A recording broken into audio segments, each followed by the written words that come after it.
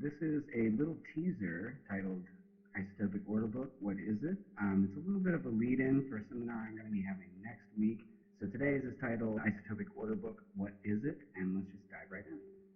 One of the first things you'll notice when looking at this is it's a little overwhelming. There's kind of a lot on the screen, and maybe it's unclear to you at first what you should be focused upon. If you're unfamiliar, I do have some pins that talk about this in the Discord, but if you haven't seen it, the yellow fields are things that you generally want to be aware of. The green fields are things that are generally considered important, not some kind of basic information. It's a more advanced calculation or a more important indicator or something to that effect. Your little faded green indicates that something is currently in a positive state or a bullish state. Your red signaling a bearish state. And one exception to that is buy and sell. I kind of thought about this for a while, and I feel like buy and sell is just too cut and dry to invert the colors. Although it is in fact good when we have dealers selling more than they're buying. So you can see right now, for example, looking at the buy-sell ratio in the 0-day buy-sell ratio, it is green on the non-0-day side. 12 fields that are selling.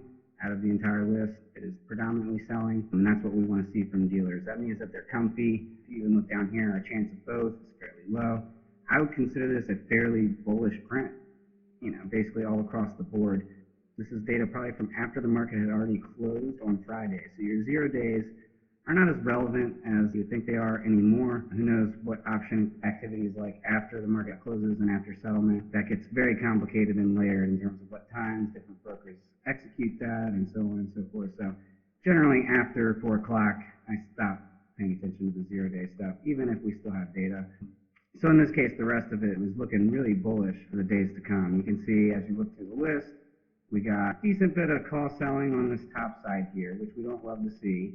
But everything in the middle half is mostly put selling with the occasional balance to put buying. But generally, you can see that our dealer bias is 25 to 55 bullish, meaning that 55 of the factors considered are bullish, 25 of the factors considered are bearish. And that's a pretty dominant bullish stance, in my opinion. And you can see that my final isotopic analytics bias is also bullish. So when those two are in agreement, you're generally going to be ready to strike. Get your order ready, wait for the other cards to show and the other stars to align, and wait for the right moment to execute your trade when you see both of these in agreement. Now, obviously, if this was the middle of the day, in a perfect world, we would also see majority put selling in this field and this field. But as I said, this is likely from after the market had already closed, so we're going to disregard it for this particular print. That's just kind of like a brief intro. Each of these fields represents a different Greek and a different potential dealer bias.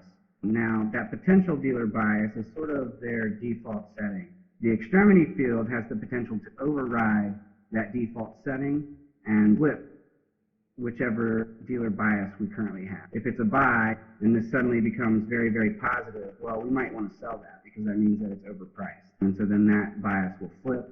There are other factors that impact the dealer bias.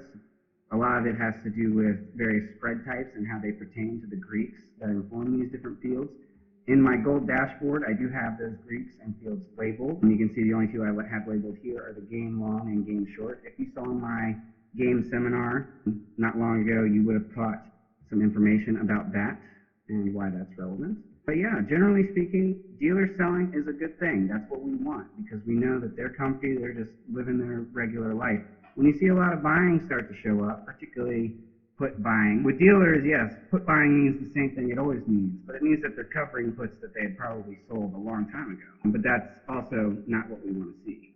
So hopefully that gives you a little insight into dealer behavior and why selling is good. If they're selling, that means that retail is also happy and that they're just throwing their money away like always, which is what the dealers want. They want contracts to expire worthless week after week. They want things to be predictable. So in a perfect world, they're selling all the time. Every single field is selling. That would be amazing. I mean, obviously that's never going to happen because they also have a need to balance their portfolio. So dealer buys are typically showing up as a way to balance more extreme stuff they have in another regard. And like I said, if you come tune into my seminar next week, you'll get a little more depth on what these fields mean, where they come from, and how the spread types play into the dealer bias, and how that all plays into our final stance of bullish versus bearish. So with all that said, hopefully this gives you a little bit of a teaser into the Isotopic Order Book and why, in my opinion, is one of the most useful tools you can have in intraday trading today. These strikes and contracts change fluidly, sometimes within seconds, sometimes not as quickly. It kind of depends on the market moves that are happening. This helps you get some very in-depth insight based on a lot of factors, and you can feel either more or less confident in your personal bias as you navigate the day trading of the day. So hopefully you've learned a thing or two, and maybe you'll tune in next week for my more advanced seminar. It is $20 a person to attend, but it is dealers, why they sell and how they do it. Dive into some of the more detailed elements of the Isotopic Order Book, some of how things are calculated, and what kind of information I use to determine dealer behavior in the first place. That'll all be covered in that paid seminar, so I hope to see you there. Hopefully, if you were watching, you enjoyed it. Goodbye for now.